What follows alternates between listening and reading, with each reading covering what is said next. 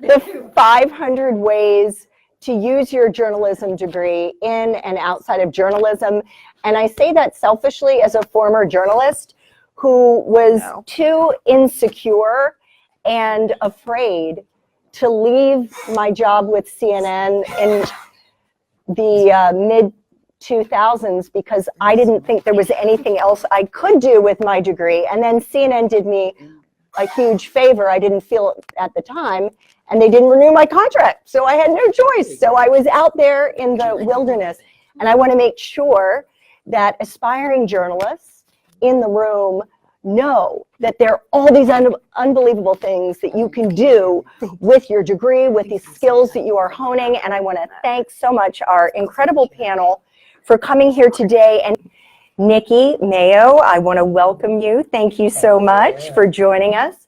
One of the many reasons, Nicki, that I really wanted you to be here is because I was so struck looking at your website, looking at your LinkedIn profile, that you are someone who clearly has a tremendous amount of grit, hustle, creativity, initiative.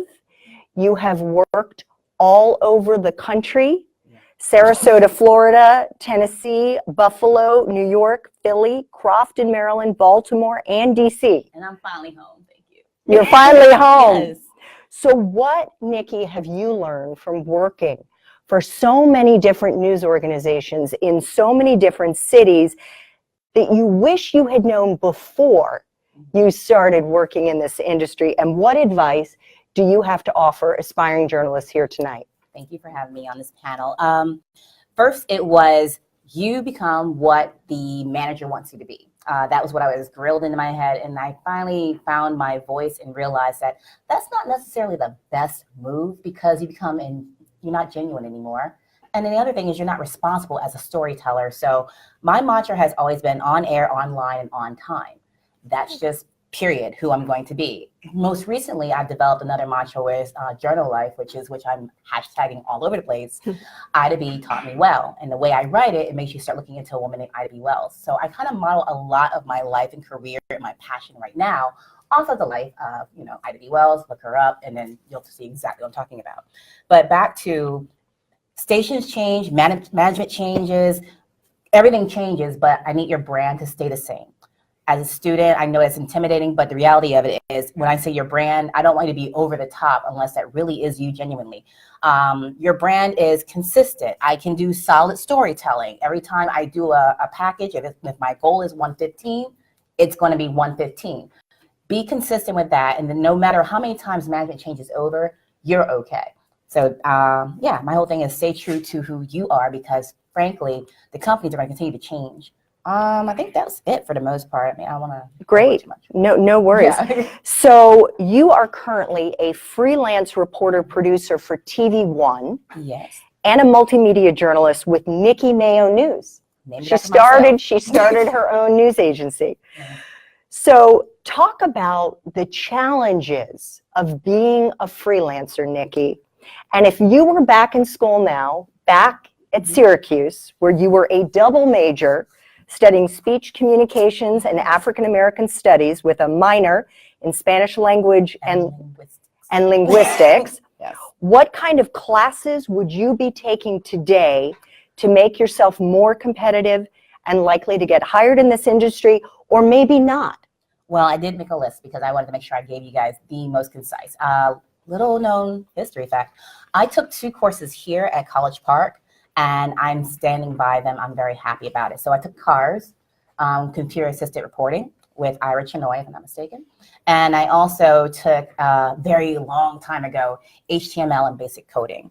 And I can't remember the teacher for that one. But either way, those 2 classes got me ready, telling my age now, in 2003, got me ready for the boom that we now see as online journalism. So I totally push you guys. I know you feel like every CMS, content management system, they make it so easy. I don't have to learn this stuff. It does not hurt to learn basic HTML and coding. So please learn that. It will not fail you. Trust me. If there are any digital journalism, mobile journalism, or any classes that are geared toward how to use your phone to tell stories, take them. A lot of journalism organizations offer these courses for free. Obviously, I would endorse anything that says beef up your LinkedIn account. I don't care that you're a student. These are necessary. My organization, the Baltimore Association of Black Journalists, we're actually holding free LinkedIn training in a week. So shameless plug, but it's more so take advantage of the free stuff, just like the free bagels. Come get some free knowledge already, okay?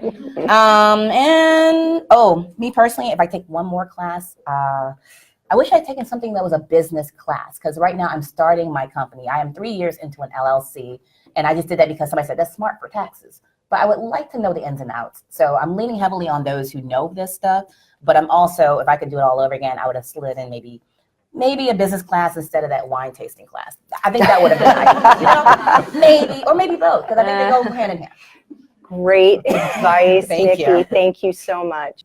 All right, so let's open things up to questions for our wonderful panel here. This is your opportunity to get their advice to specific questions you have. Yes, please. I'll start off. My name is Colleen Crowley. I'm a graduate student here in the broadcast journalism track. I was just wondering, how does a beginning journalist do their job well, but also avoiding burnout and, maintaining a sustainable lifestyle? I know that work-life balance is a little lacking, but how does one do a good job without, burning themselves out within the first 2 years? Okay, why don't we start with the youngest member of our panel? So this is actually super relevant for me. I am still learning that. A few days ago, last Saturday, I was at a press conference and I collapsed. Two photographers from other stations had to catch me, so I did not, so I did not hit my head. I was fine, clearly. But I had just not eaten lunch that day. My blood sugar was really low, and I've been running around all day, and it was hot outside, and I've been carrying 1 million pounds of equipment. So that was really a wake-up call for me. But I'd like to think, even before that, I always like to think of myself as somebody who kind of tried to be mindful of the work-life balance. Clearly, I need to do a better job. But, just knowing when to push and when to hold back is so important. When I first started, I was working the 9 to 5 shift technically, which is really 9 to 7, but I would stay till 10, 11 p.m. just turning packages for practice regularly. And that was not working at a certain point. So I just kind of had to know when to scale back and save my energy for another day. Sometimes all you can do is just turn in your story and go home. It doesn't have to be an Emmy award-winning story. Sometimes it's just all you can do to make slot and just live to see another day. So it's kind of just, picking your battles and such, and just, always knowing that no story is worth destroying your health. Oh, okay. They're not giving out awards for being masochists. So in that regard, do not get yourself to the point of exhaustion where you are falling out, because we've both done it before. We've gotten extremely weak. Everything is MMJ, meaning you have to carry about 45 to 60 pounds worth of gear. And frankly, the stations are more worried about the gear than they are about you. They might say they love you, but the reality of it is you're replaceable. That said, I tried to find things that were relevant to me growing up. So no matter what market I went, even when I was in Appalachia, you try to go find these places that remind you of what was your piece when you were younger, when you were happier. So that in that regard, go find a synagogue, go find a church, have a family, a faith family of some type. If you believe in anything, I'm serious. On the Bible Belt, listen, I was in an area that did not care too much for me, Appalachia, Black. Time was fun. But they love Jesus, and so did I. So that kind of worked together. So find your peace, find your zen, your calm places, and those orange mountains and hills of Appalachia, I got to that. I could get with that because I had a relevant point. I'm also in a sorority, and for Black folks, our sorority is actually here for life. So if I could find those people, then those were the people that I could connect to. And they kind of brought me back. So yeah, live local late breaking, death, injury, and destruction. It's going to happen every darn day on your job. How do you zen out? Go back to the fun stuff. If it's yoga, if it's dancing, if it's singing, karaoke, I don't care. It needs to be part of your week. Because being broke means you're eating bad food. So make a conscious effort to eat better if you can. But I know being broke means you might have to shop at the broke folks. So just be aware that the worse you eat, the worse you're going to feel. Yes. So that balance will never be right if you're internally, you're suffering from top ramen overdose. Oh my God. Yes. Yeah. Yes. You are speaking my language there. Because when I started out, it was like, it was Bad food. pasta with butter and frozen Brussels sprouts. Yes, Yes. it's It was, bad food. It makes you Yeah. feel horrible. it was disgusting. Yes. Hi, my name is Jason. I'm also studying journalism and government politics. My question is for Nikki or for anyone else who can answer. If you end up kind of in like a career path where you end up having to move around the country a lot for your job, how do you suggest the best way to kind of adjust to that and to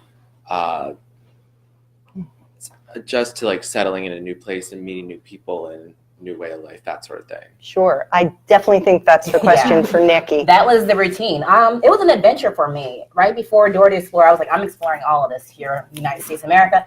So real talk. I mean, remember that every market you go to, every audience that you're trying to appeal to, you need to know who they are. So you need to get out and about. If they tell you that Gasparilla in Ybor City is a big thing in Tampa, that's where you need to be. If they tell you that Wing Fest and like Polish culture in general is huge in Buffalo, that's where you need to be. Once you get used to these people, it kind of makes you feel like you're part of the community. It makes it easier to report on them as well.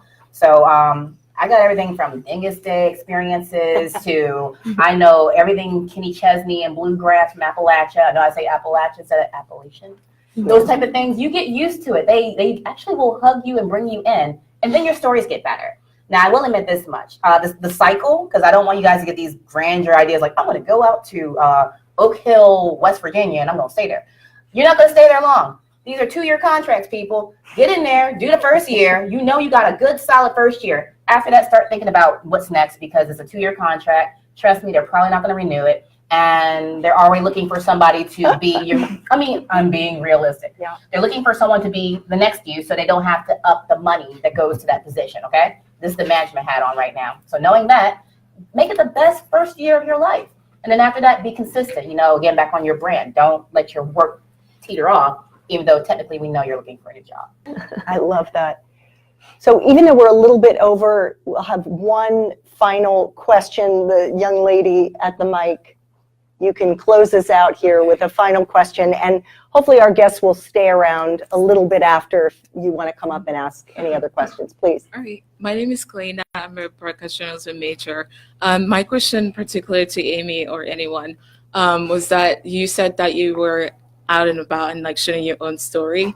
And I was thinking about like doing like a blogging, but I don't know if I should like do an intern for like a college magazine or something and then move into my own blogging or just like dive into it. Do your own. Okay. Yeah. That's going to be my knee-jerk reaction is do your own, but she never did it. I mean, I think there's something to be said for having work experience, just kind of knowing like what's expected so that you have to know the rules before you can break them. So just seeing what works in like a tried and true way. But I mean, of course, there's also something to be said for striking out on your own, having that creative freedom, being able to take more risks. So I think it's just a personal thing. Also, are you somebody that needs more structure in your life? I'm someone that needs to be told what to do. Like, okay, you're going to do this story, or, I pitch my own stories, but like I thrive with having direction. But if you're somebody who, wants to kind of be more creative and not have to, follow so many rules, then maybe striking out on your own is a thing to do. So I think it's just kind of taking stock of, where are your priorities? Can I offer up the hybrid combination? Yeah. Because I'm thinking, okay, me as the student, 2001 campus. Okay, there's campus activities everywhere, right? Mm-hmm. You have some type of like campus television station, radio station situation. Okay, so make sure you're part of whatever that is. Please do not wait. Please do not wait. Please do not wait until that last year's whatever intensive class that everyone gets to do broadcast, yay. Because your reel reflects that. So get into whatever activity you already have on campus as early as possible. Your student fee paid for it anyway. You might as well get in there.